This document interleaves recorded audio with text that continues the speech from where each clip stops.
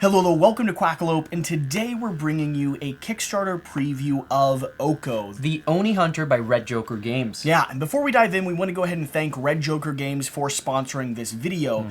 They really allow us to do all the content we do here on the channel, so we appreciate it. Very much so. So, what is Okko the Oni Hunter? So, Okko is going to be a lightweight card management, cooperative, set collection, and memory game all built into one. Yeah, and it's designed around the Okko comic book universe, right? So you're going to be seeing characters and lore and art all kind of brought from that world. So if you're familiar with the comic book, all of this will be readily accessible and familiar. Yep. If you're not, just know that there is a entire community and sort of realm layered behind what is in this game.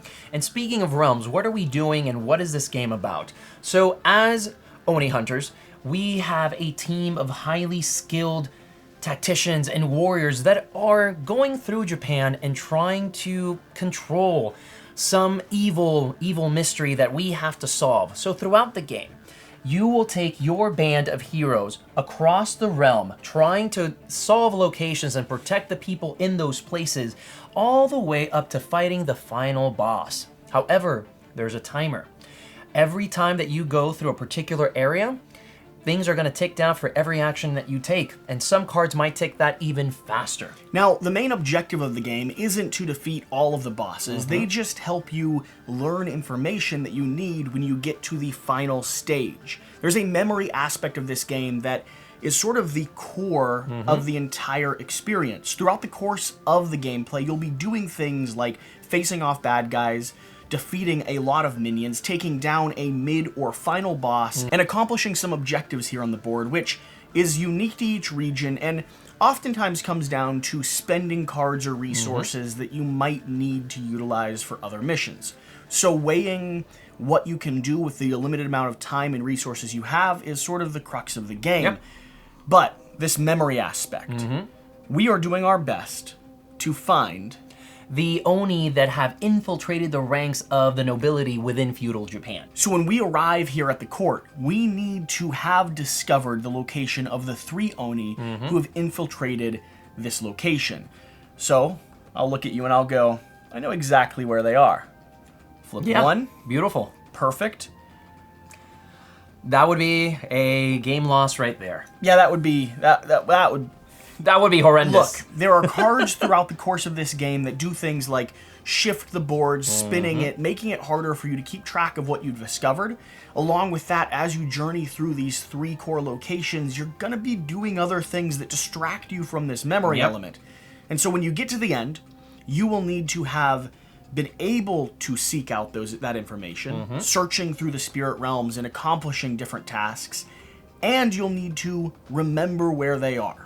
So it's almost like you're playing 2 games in one. You're playing a cooperative card management game while also having an overarching objective that you must keep in front of you at all times with the risk of losing everything. Sort of a thing that you're dangling in your mind, right? There's always that piece of your mind that needs to be paying attention to how that board has been manipulated. And if you've really memorized, like you started searching down here in the bottom right corner and the board starts spinning or changing, there's a chance that your mind mapping needs to switch positions as well. Now, let's go ahead and start breaking down. We've set up the final objective of the game. In your game, you won't have everything splayed out like we do. Not at all. Instead, you'll focus on one region or one colored section at a time, going through like the inn at Kappa here, moving down to the fort at Beton Pass, and then finally Moyadama's domain. We will start our mission over here at the inn. Yep. Let's talk about how a turn plays and what you do throughout the process of this game. So throughout Okko, as we said, you're going to be drafting cards and you're going to be using those cards in order to complete certain actions. On your turn, you will draw a card from what's called the adventure deck. This is essentially the resources you will be playing with in order to complete certain things. After that, you will draw an enemy card. That enemy card will then be placed on a sequence of enemies that you have to try and take down. Yeah, these basic minion enemy cards start piling up in an order, and they're specific to each location. So they can be a pressure point. If you have 5 or if you have 7, you're going to be cycling either 1 or 2 extra days per turn. But you also don't necessarily want to spend your resources or your time dealing with one of them at a time. You want to save up and stockpile and accomplish some of the other tasks here until you get to a point where these start to matter. And speaking of tasks, you go into your main action phase. The main action phase after you draw that enemy is going to consist of 5 major actions. Yep. So one of those actions is going to be to draw 2 adventure cards. Refilling your hand size so that you can do more things. These cards are fairly simple and straightforward. Yep. They have different icons and different actions. Some cards will have unique effects. They'll be items that you can utilize. Now, you need an active hero to use those items.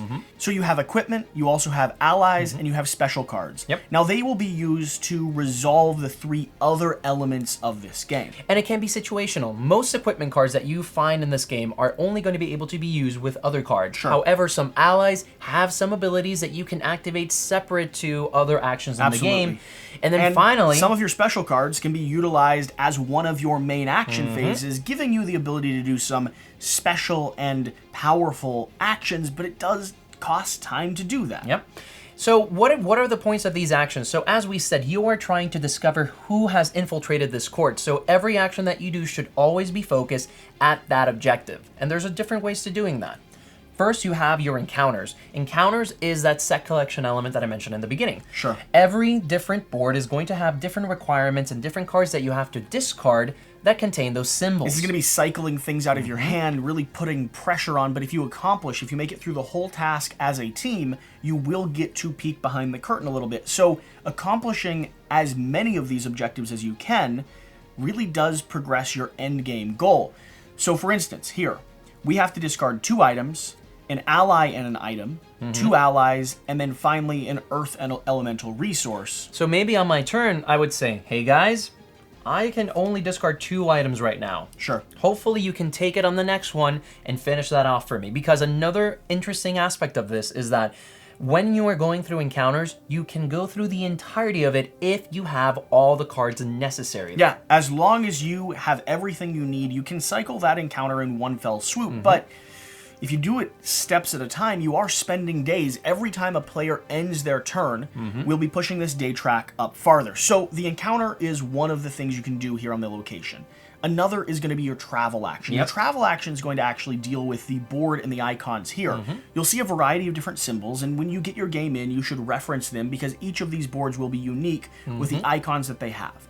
But for the most part, this is going to be a pretty simple mechanic. It is the pressure luck element here in the game. If I want to move from one region to another, I will primarily be looking at this encounter number.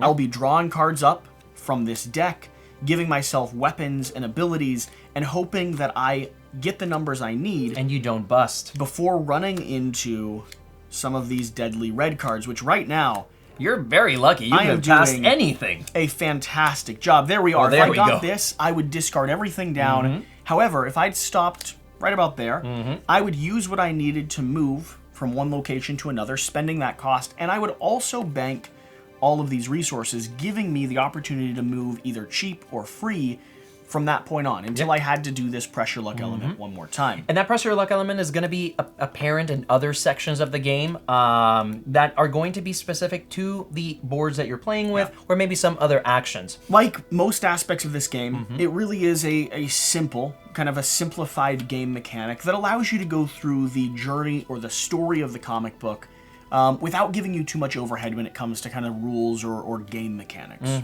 right? Then the next thing that whenever you're moving, you have to pay attention to is whatever symbols are in that location. Sure. That is also usually boiled down to either you get a boon or you must discard an additional element or an additional particular resource in order to exit from that place. Sure, there might be a cost there, or there might be some special ally cards. Now, we won't go through every single one of these, but just know there are ways you can bring bonus cards into your hand, giving your hero a special character ability sequence of events, maybe a card that goes back on top of this draw deck, just something that guarantees your play is a little bit more specific. And that set collection aspect is going to appear again when you fight enemies, which is another very important action in the game. So when you start having some more enemies here, if you have the appropriate cards, if you have everything you need, if you coordinated with your team successfully, you could be able to take down not just one enemy, not just two, but maybe 4 to 5 or even 6. It just depends on what you've been able to gather. Like we said, these can pile up until 6 or 7 of them exist in the game state. That does push your time down, so once they're there, you'll want to start dealing with them. But the way you deal with them is you'll have a hand of cards and you'll just match symbols. Yep. So I'll look down here and I'll say, well, I can hit this guy for 3 pretty easily. I have some carryover here which can hit this one for 2, so my allies can take him out. Now I need a 1 item in order to take her out, and maybe somewhere in here we have the resources we need. There we go. So here's a 1 item that I can pop down. Now I need 3 more damage, but maybe I don't have what I need for that. So I'd wipe out those first 3, and we'd have 2 remaining on the board, helping control and manage time, but also moving us closer to discovering our objective. But there's one thing you have to keep in mind. Every single one of those cards is going to have a unique ability that's going to affect either you or the other cards that are in that layout. Yeah, so they're all going to chain and stack. Some of them will give a bonus to other people that are here fighting. Others will cause you to discard your cards. So the longer you let that chain build, the more opportunity there is for you to be unable to deal with it in one fell swoop. That being said, as you knock cards out, you'll keep them in stacks so that you can count up to 6. Every 6 minions that you destroy, you'll then be able to look at 1 more token, hoping to memorize this pattern before you get to the end. Like we said, everything's leading to that core memory aspect. And let me be clear, you don't actually get to leave these revealed. No, you gotta flip them back over. Every time, flip them back up, and at the end of the game is when you show the 3 ones that you need no matter what. You need to guarantee that you know exactly where they are. So at the end of these 3 boards, something like a 60 to 90 minute long game, your objective is to be able to flip the 3 Oni that exist here in this central space. And after that, after you've completed your turn, you're going to, if you had any injuries, which is something that you can get, you'll take an injury off, and then finally you will pass your turn over to the next player, and they will begin their day. Again, pushing this timer forward and trying to avoid reaching 18. And there's a reason why you don't want to reach 18. You're trying to take advantage of as many possibilities to look at this before that timer hits. Now, when that timer hits, you will be shifting boards, but before we get to that specifically, I think this is a good time to talk about the final bosses, the mid-boss and the end boss, and our hero cards. So each of these boards are going to have board-specific encounters that you must face. Now, these will chain just like our other minions. However, they will go on the end of the stack, and they will potentially be, if they're the end boss, the final one you're facing. You also, when you run into them on their location, must engage with them. If you're going into a mid-boss, you need to fight it, and potentially fight those that are behind it. Now, when you defeat this final boss here, you're going to get another opportunity to look at those memory tiles. Yes, you are. So it helps you search out information, but if you don't defeat them, that stack will get heavier and heavier, and it will become harder and harder for you to complete the objectives here before that time mechanic runs out.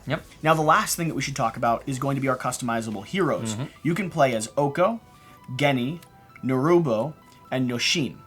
These are going to be special heroes that are available, each with their own unique abilities. Nothing too complicated, but things such as adding extra damage to an attack or mediating the type of cards you play, bringing something back into your hand. Each of these characters will work differently depending on the region you're playing in them. Some of them specialize in certain elemental forces. Others have certain abilities that cater towards this location. You want to be purposeful in the ones that you pick before you go into an encounter because they really will help you accomplish your tasks.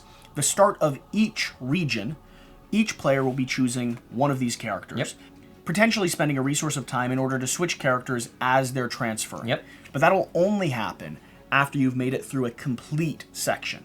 And so one of the interesting things that happens when you take your team from one board to the other is that you're going to completely discard all of the components of the previous board. So if we've moved beyond the Inn ad Kappa and now we move into the Fort at Beton Pass, we will go ahead and populate that board with all its necessary tokens. We will make sure that we find the boss and the middle boss cards. We make sure that we have all of the face-up support cards that are going to be available there, and then we make sure that we are now using only the Beton Pass enemies. Yeah, all the boons you get from the very first one, except for the cards that you still have in your hand, will actually be cycled out. So if we finish this up, maybe hour 15, we still have 3 or 4 cycles left, we can actually stockpile resources by doing that draw 2 for a period of time.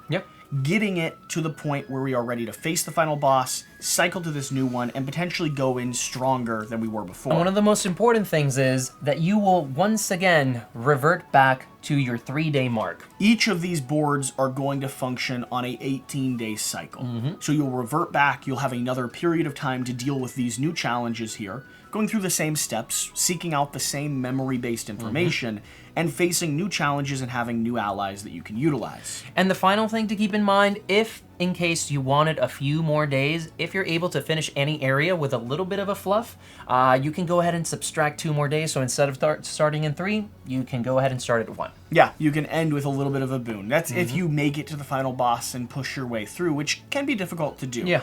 There's a mixture of pressure luck elements throughout the game, like we went over when you're drawing cards. There's also an element when you're adding minions to a stack or when you're drawing the cards that go into your hand. You will be at the fate of the cards to some degree, and so some situations you may be able to cycle through and take advantage of those extra days. Now there's going to be others where you might not even be able to accomplish everything you need to before you move on to the other board. Yep. That time management and that sort of push your luck element can either be a really positive or negative thing depending on how those cards flip. Yeah, like we said, this is mainly a card management game, so you really have to make sure when you spend a card and when you don't. So with all that being said, I think we've given everyone a good sense of what this game's all about, what the structure and flow is, but let's go ahead and run through 1 or 2 turns where we display a series of actions, maybe kind of a mid-game state. Yeah, sure. That sounds wonderful. So let's go ahead and start right here at Bet and Pass. At the beginning of the game, all players will be given 6 adventure cards, so let's assume that we had a full assortment of cards when we reached Bet and Pass. So we would go ahead and distribute those cards amongst each other. I'm giving myself some extra cards because I played the last game, I played the last board really well. Oh yeah, of course you did. You completely eviscerated everyone Just there. like always. Now we would be maybe down here at like 5 or 6 time if we had already pushed past maybe a point or 2. So let's say we're in this region here. Okay. So in this region, we're going to have a few decisions to make. Either we're going to have to fight some people, so go ahead and put out a cycle of bad guys there as if we'd played a few turns. Okay. So at the top of the round on my turn, I would go ahead and start by drawing a card. We would flip a bad guy, resolving any effects that they have. So this would add 2 investigating to every other enemy that has above 0. So it's going to make it harder for me to accomplish that, which means Very much I so. might want to start dealing with them because we already have 2 of them there on the board. I could give you a card if I wanted, Yes, you could. which I think I will, Thank you. giving you a little bit of a boon, giving you more opportunities, and we are cooperative, so we can coordinate. I can hand you specific cards if you're trying to accomplish a specific task. We also would have selected our heroes. Let's just, for the sake of it, say that I'm playing Noshin and you're playing Genji. And then I have a decision to make. I could play a special card from my hand. I could draw up 2 more cards, but I already have a pretty good stockpile. I don't think I need more cards. at the moment. You're fine. I could also press my luck to move to a different region. Let's say you wanted to fight the big boss, you were in a good position, could push over there and trigger that, giving you the opportunity to fight him on your turn. Or I could start moving around the edge here, giving ourselves another boon. Now I could also do an encounter showdown. Yes. That would be where I discard cards from my hand to cycle this down, giving us a chance to peek at some tiles there. Or finally, I could be a battle. I think we've established, because I have the most cards, and because those masked ninjas are going to be hard to deal with when we let them get out of control, I should go ahead and maybe face off with them. Yep. I'll always start fighting on the first one that came out and move my way down, meaning that once this one's gone, the advantage the others will have will also go away. So starting here with the masked ninja, which was the last card to come out, the first one I have to deal with, I need to be able to get 3 items value down so that I can attack her. So this card will do that. Now this will actually carry over as well.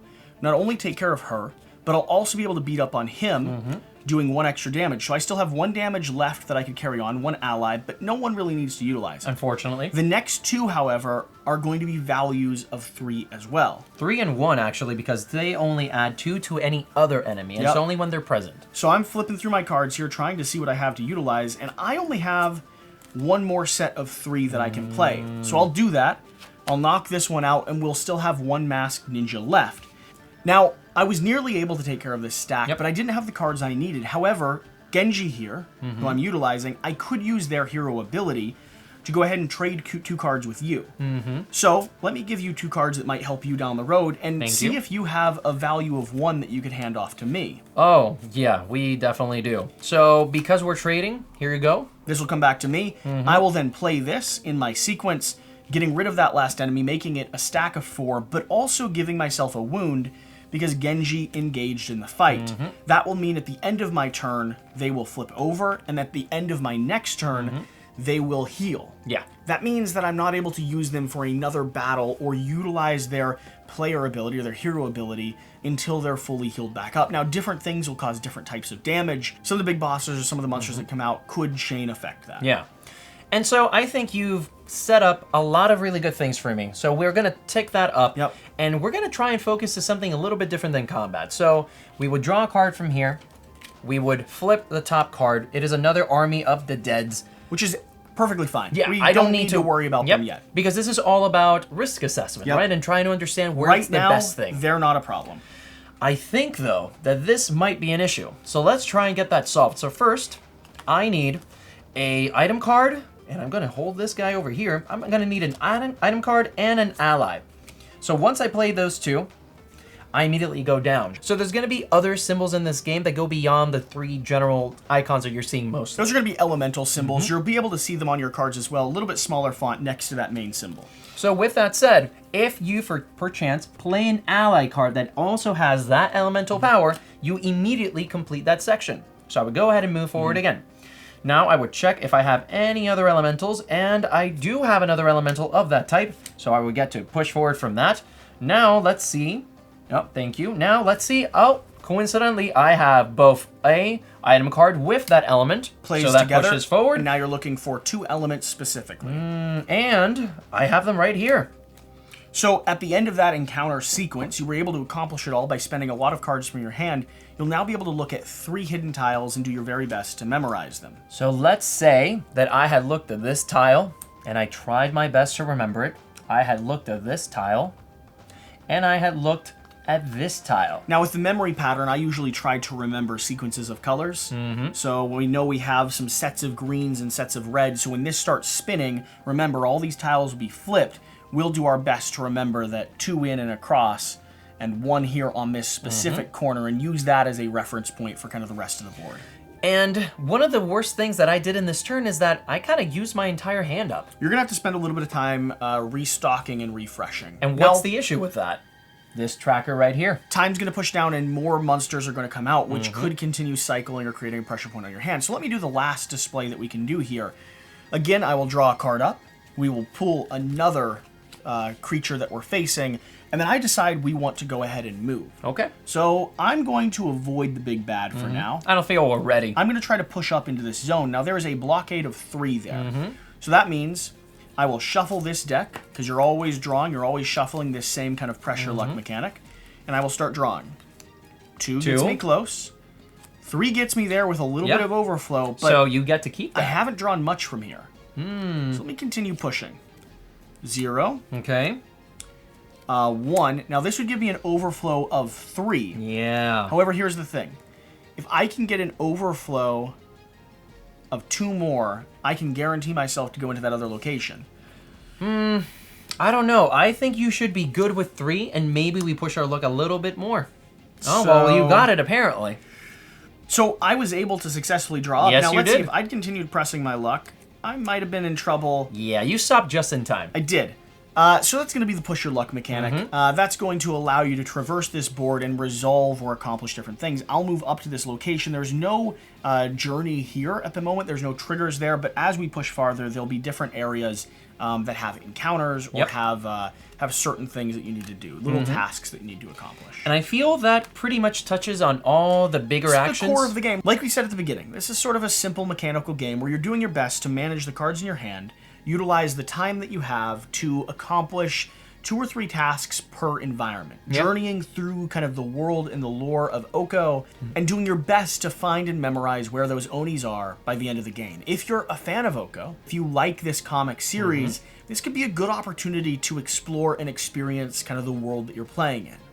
And if you're looking for a lighter cooperative game that deals with hand management, memorization, timing, and set collection, then Okko might be one to take a look at. Absolutely. All that being said, hopefully this video has given you a good sense of what this game is, how it plays, and what your gaming experience will be like, so you can determine for you and your own personal gaming group if this is one you want to add to your shelf. But whatever you do, remember to do the important thing. get out and play some games. We'll see you next time.